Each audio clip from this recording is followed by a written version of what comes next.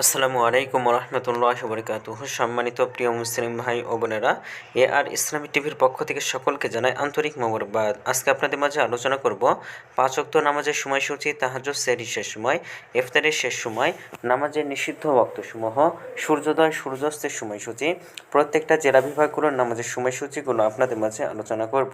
তো আজকে সোমবার 14 এপ্রিল 2025 ইংরেজি, 1 বৈশাখ 1431 বাংলা, 15 শাওয়াল 1446 হিজরি, ঢাকা এবং পার্শ্ববর্তী এলাকার নামাজের সময়সূচি তুলে ধরছি। তারপরে অন্যান্য জেলা বিভাগগুলোর নামাজের সময়সূচিগুলো আপনাদের মাঝে ধীরে ধীরে আলোচনা করব।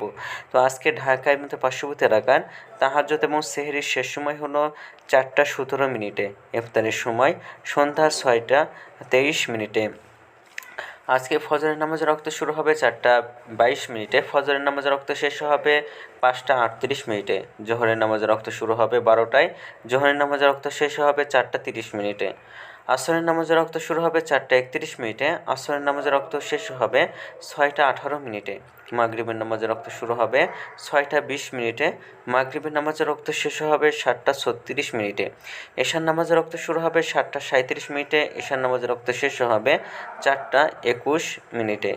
নামাজের নিষিদ্ধ অক্তসমূহ হলো 3টার সময়, সকালে 5টা 39 থেকে 5টা 54 পর্যন্ত, এবং দুপুরে 11টা 54 থেকে 11টা 59 পর্যন্ত, এবং সন্ধ্যায় 6টা 4 থেকে 6টা 19 পর্যন্ত।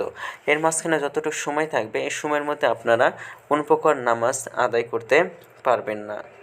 আজকে সূর্যাস্ত যাবে 6টা 20 মিনিটে, আর আজকে সূর্যোদয় হবে 5টা 39 মিনিটে। এগুলো ঢাকা এবং পার্শ্ববর্তী এলাকার নামাজের সময়সূচি। এখন আলোচনা করব বিভাগীয় শহরের জন্য উল্লেখিত সময়ের সঙ্গে। যেসব বিভাগের সময় আপনি যোগ বিয়োগ করবেন তা হলো এই, অর্থাৎ আপনি বিয়োগ করবেন চট্টগ্রাম 5 মিনিট এবং সিলেটের 6 মিনিট কম করবেন। ঢাকা এবং পার্শ্ববর্তী এলাকায় যে নামাজের সময়সূচিটা রয়েছে সেখানে চট্টগ্রাম 5 মিনিট এবং সিলেটের 6 মিনিট কম করবেন। যোগ করবেন খুলনাতে 3 মিনিট, রাজশাহীতে 7 minute, Rangpur 8 minute, Barisal 1 minute বেশি করবেন।